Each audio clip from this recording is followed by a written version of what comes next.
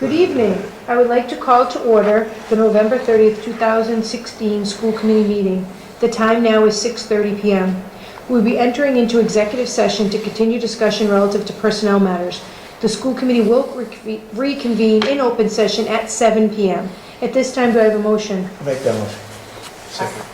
I have a motion, I have a second on the floor to enter into executive session. This does require a roll call vote. Mrs. Bennett, how do you vote? Aye. Mr. Francis? Aye. Mr. Cutlass? Aye. Mr. Dick? Aye. Chair votes aye as well. At this time, we'll be entering into executive session, and we're reconvening at 7 p.m. for our regular scheduled school committee meeting. Thank you. Good evening. I would like to call to order the November 30th, 2016 school committee meeting. The time now is 7:06 p.m. The November 30th, 2016 school committee meeting will be televised and recorded.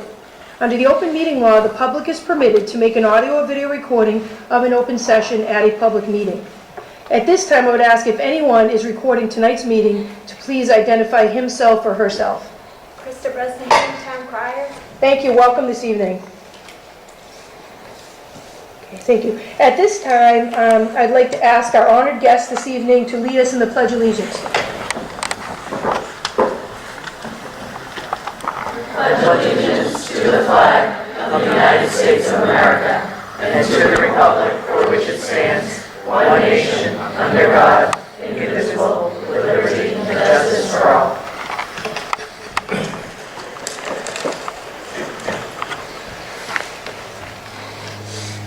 I'd just like to take a moment. It comes with great sadness that we lost one of our own true friend of the Tewksbury Public Schools and a true friend of the Tewksbury community, Mrs. Joan Dunleavy. So I'd ask everyone to please give a moment of silence with us. Thank you.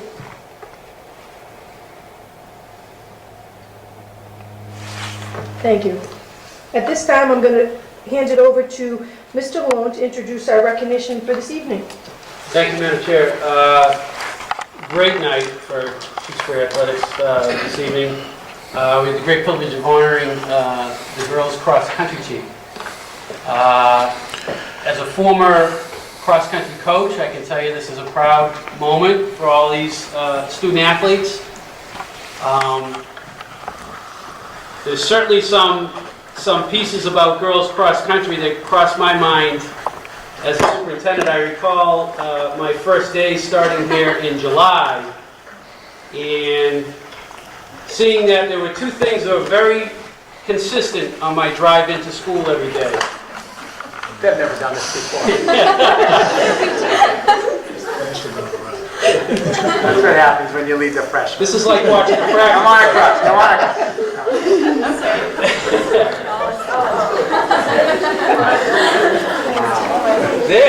They got where they were supposed to be. They're not used to the recognition. That's right. So, the two consistent things I would see every morning this summer were the turkeys along Pleasant Street arriving every morning and the cross-country team practicing in the summer. So the efforts and the dedication by this team is clearly evident. I think one of the things that comes to mind that Tewksbury should be very proud of is that they have had a lot of success as a team. They have a lot of accolades, they've won a lot, but more than anything, they've operated as a team. And I think of a couple episodes, and I'm thinking about two sisters crossing the line during the Merrimack Valley Conference Championship together, and what kind of message that sends about competition and teamwork. And I think we should all be very proud of this team, setting themselves up for success, being proud members of this community, and certainly hope that they've learned quite a bit being part of this team. So it's a great tribute to the town, a great tribute to all of their athletic abilities, but also a great tribute to the ability to be teammates and true representatives of school. So, Coach Malloy, I'd like you to maybe take a second to talk a little bit about the team and maybe have an opportunity to introduce everyone. Yep. So why don't we just kind of go down the line and just introduce, say your name and your year of schooling. Shayla Clio, senior. Corinne Crowley, senior.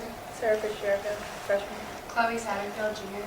Rachel Sessa, Jr. Holly O'Leary, Jr. Abby Espinoz, Jr. Curtis Higgins, sophomore. Devin Beat, sophomore. Sophia Calvo, senior. Lily Robinson, sophomore.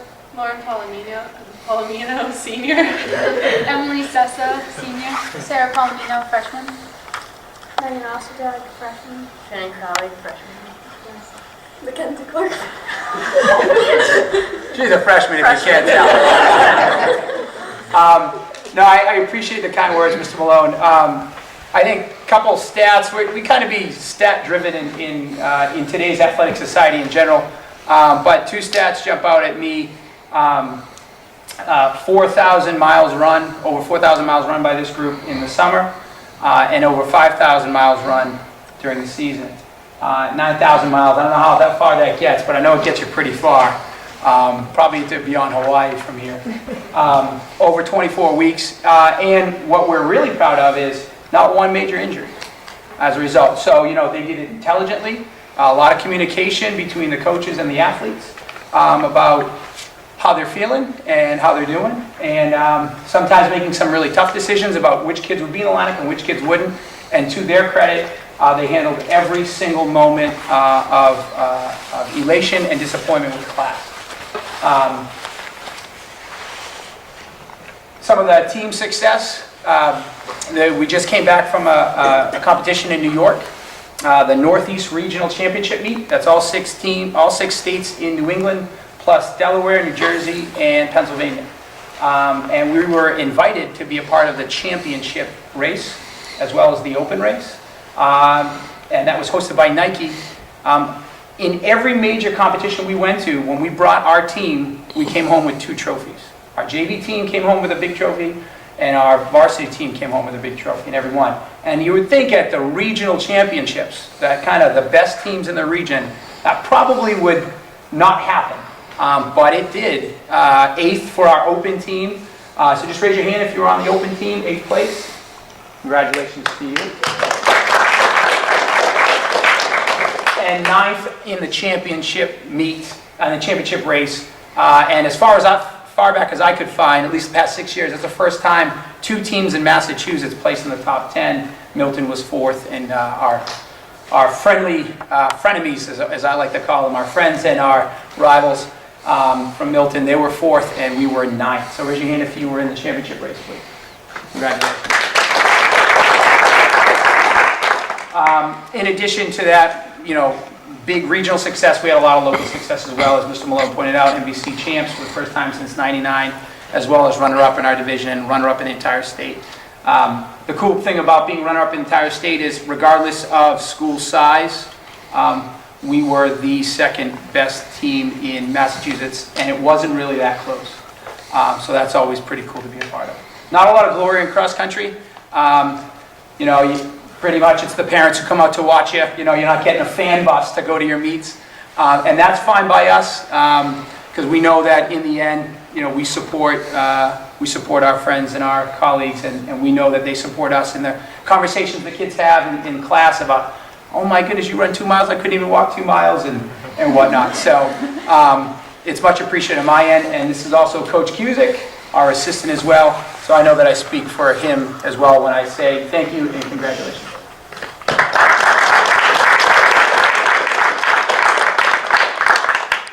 We have a little resolution of recognition, so I'm going to read that. Just a couple of points I want to make is I had 2 daughters that went through the track and cross country. Right? They're 2 different things. Yeah. So they continue to tell stories about these coaches and the stories on the buses. And one of the unique things is, like, every sport, like football or basketball or softball, right? You're always playing on the same layout, but you guys, every course is different, right? Whether you go to Central or our course, or if you go to Baricker or Chelmsford, right? But our course is the only course that you don't touch pavement, right? So a couple little tidbits. So I did pay attention.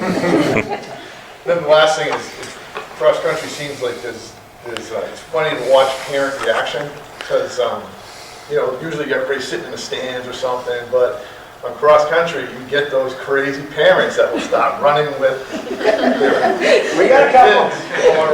or they'll try to launch themselves across the field and get that second glimpse of them going into the woods. So it's a really zippy sport, and you guys always seem to be recognized every year, and I look forward to hearing how you guys do. So, resolution of recognition. Whereas, under the direction of head coach Peter Malloy and assistant coach Randy Cusick, the girls' varsity cross-country team demonstrated hard work, sportsmanship, perseverance, and character throughout the 2016 season.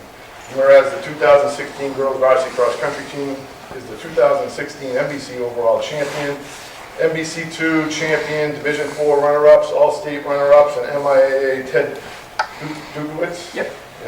Sportsmanship Award recipient. And whereas Emily Sessa and Rachel Sessa are the 2016 NBC co-champions, and whereas Emily Sessa is the 2016 Division IV individual state champion and was selected Boston Herald All-Scholastic. And recently Boston Globe All-Scholastic, And just Boston yesterday. Globe. Just came in.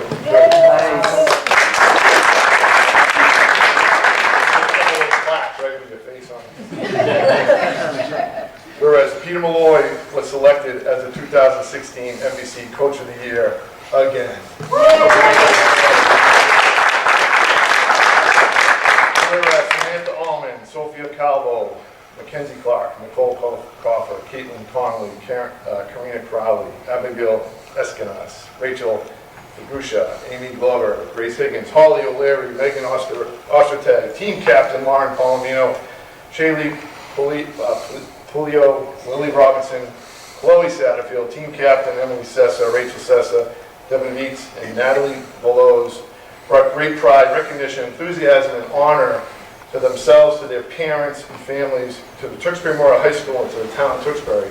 So now, therefore, be it resolved that the Tewksbury School Committee applauds, honors, and recognizes the many achievements of the 2016 girls varsity cross country team. Congratulations.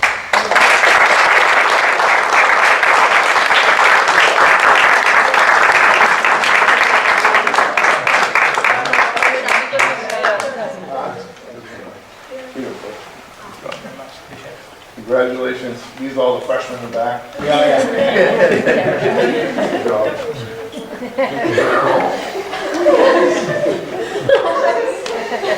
job, boys. Thank you. Thank you. Thank you. Thank you very much. Thanks for coming. Thank you, guys.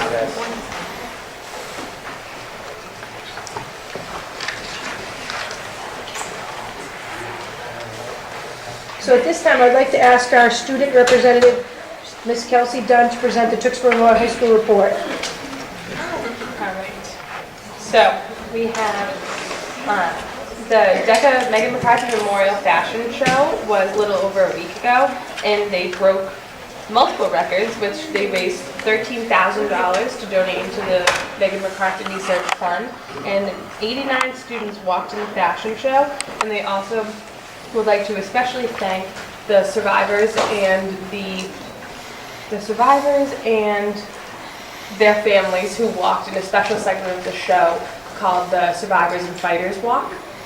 And then now they're just preparing for their district competition in early January. And then the Student Council food drive ended up raising over 200 cans to be donated to the Tewksbury Food Pantry. And the charity drive, the holiday charity drive, will be going on now until early next week, where will benefit the Tewksbury Hospital, House of Hope, and the Alternative House in Lowell. The Students Against Destructive Decisions Club is still running their sticker shock campaign, where they'll be going to local liquor stores and reminding adults that buying for underage drinkers is illegal. And they will be starting their toy drive for the Nashua Children's Hospital in early December. The TPS Theater Company will be putting on their production of It's a Wonderful Life this weekend, and they would love to see everyone in the community come out to support. Best Buddies will be attending the It's a Wonderful Life production on Thursday night with all of their buddies, associates, and peers. And we've been officially matched up with our buddies for the year, and everyone is getting ready for an exciting holiday time.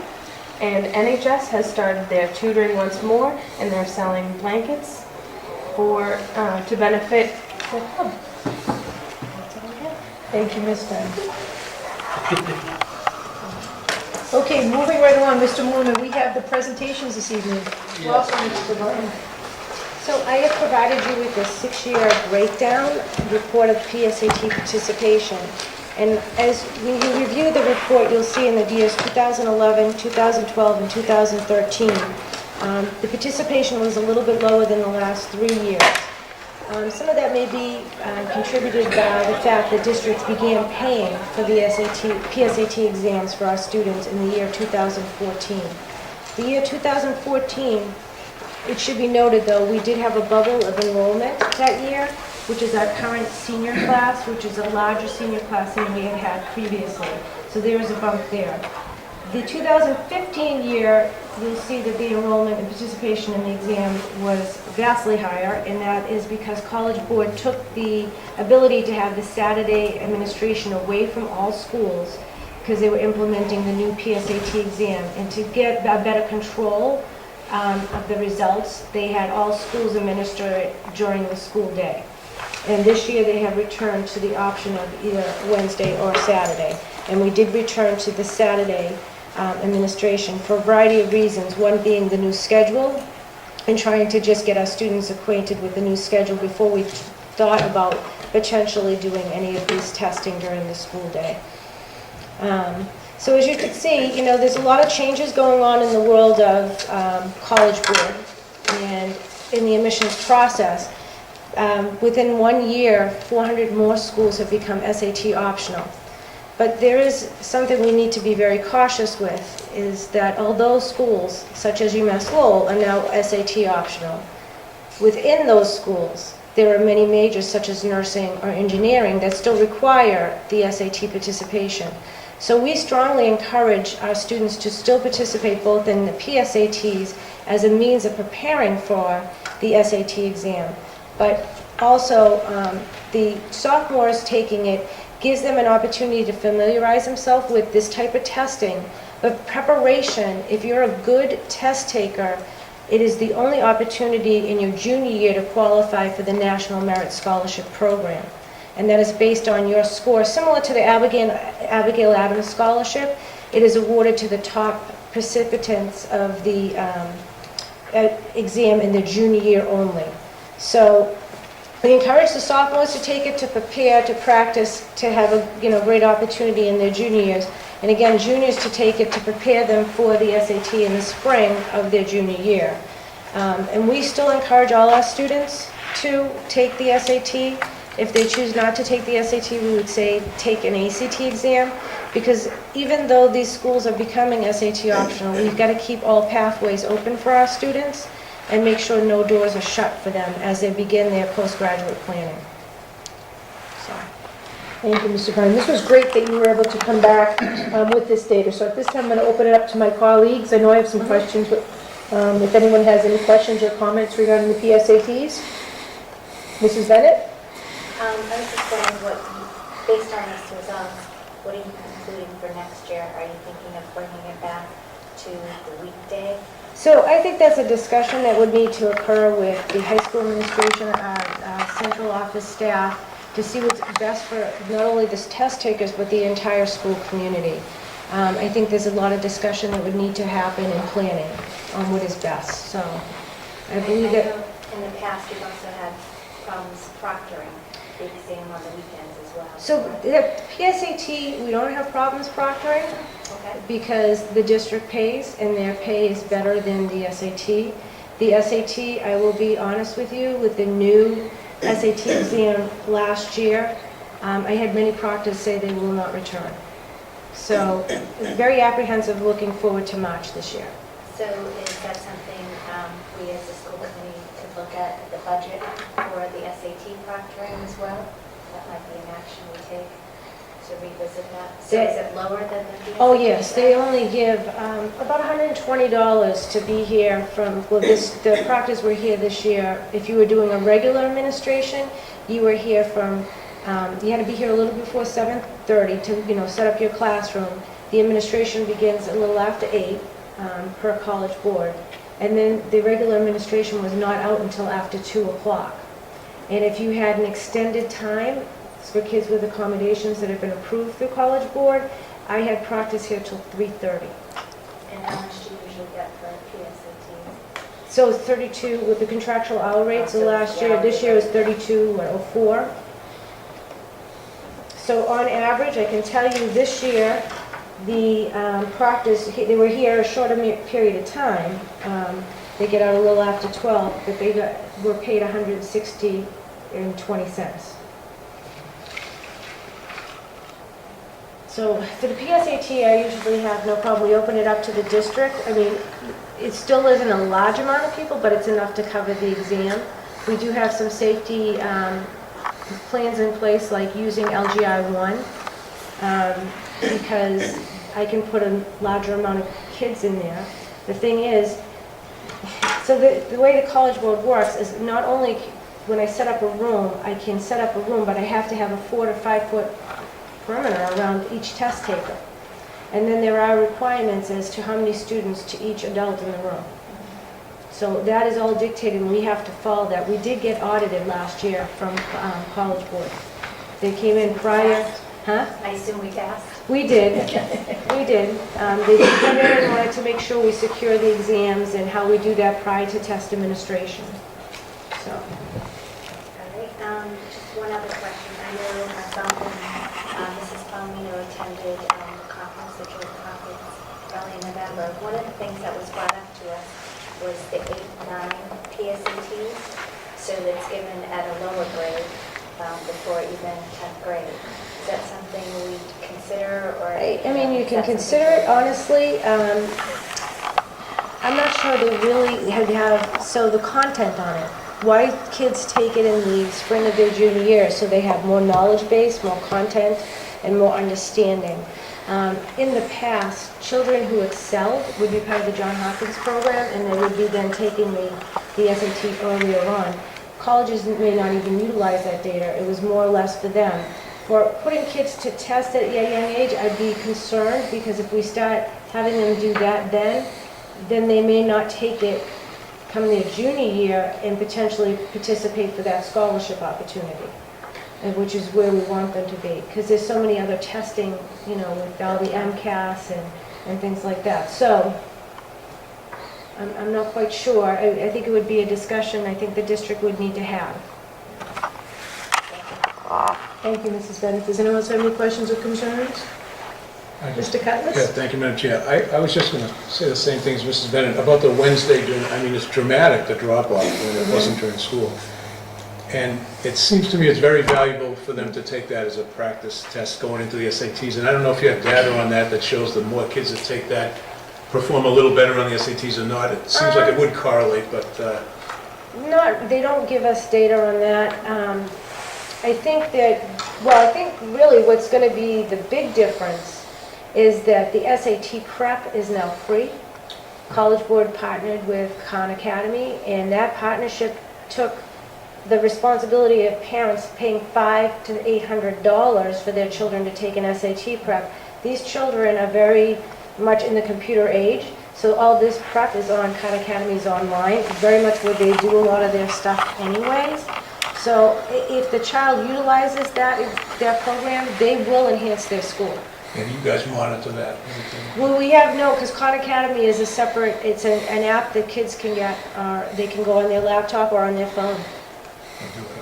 We encourage it. We sent all those links out to the families. It's on our webpage for families to access, so we do encourage them to do that. All right, I just know.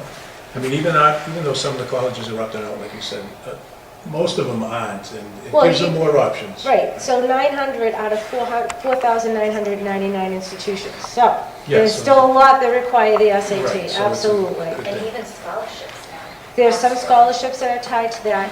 The new trend in college admissions is what they call a holistic, and if you read Kristen's newsletter for November, she has included an article, and when I talk to representatives when they come in, we talk about what is new in admissions. And we knew UMass Lowell, by the way, was going to be going SAT optional because they did a pilot 3 years ago in preparation for this, where that during the pilot year, they looked at SAT performance, and then we had a sample of kids without SATs, that they then looked for different criteria for admissions.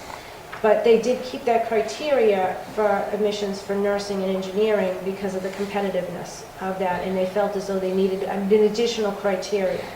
But for the students that use the SAT optional pathway, they do have to do extra supplemental questions and essays for their application for UMass Lowell. Thank you. Thank you, Mr. Cutlass. Mr. Francis? Hi, I just have a question. I got a question from a parent. I didn't know how to answer it. I thought it was a good question.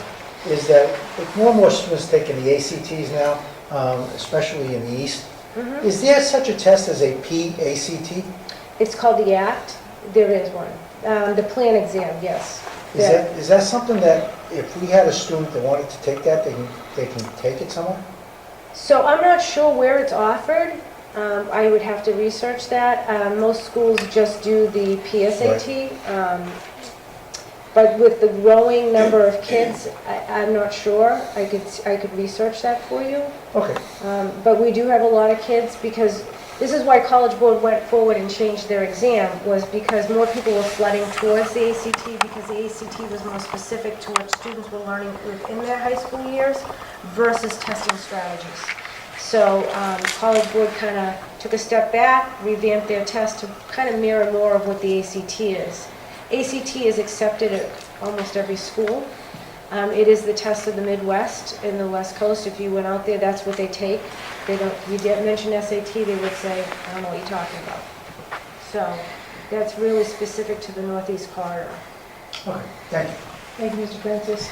Mr. Brennan, I would just like to say, over the last few years, you have really stepped it up and you've really put in our students in a position for success, and we really appreciate that. I can attest to the fact when Mrs. Venn and I sat into about Khan Academy, about PSATs, and all the things that all these school districts were saying, oh, that's a great idea. We sat there and go, we already do that.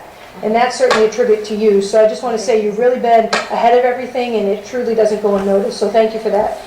They asked a couple questions that I had, but I guess my one comment would be, the one thing I sat in and said, we always want to do better, we always want to do more. I actually think that exploring or looking into, maybe it's 1 year, 3 year down the road, is having that PSATs at a 9th grade level. Maybe we don't bring it to the 8th grade level, but again, if we're setting students up for success, and the PSATs help with the SATs, and now they can take the PSATs twice before they take the SAT, it's options. If they don't want to do that, they don't have to, but making more options. We know some kids don't do so well with test taking, but I was very intrigued to see that other districts are going in that direction, and they thought it was something that did benefit students. So I know how great you do, so I'm sure you can look into that, but that really was, I thought, great. And then the other thing that we took away from that seminar was, and you're probably aware, which I thought was great, is now with the SATs, they're actually starting in August of this year. So, and we had sent you that PowerPoint that they had saying that they just launched it, it's brand new. But I thought, how great is that if parents were aware that now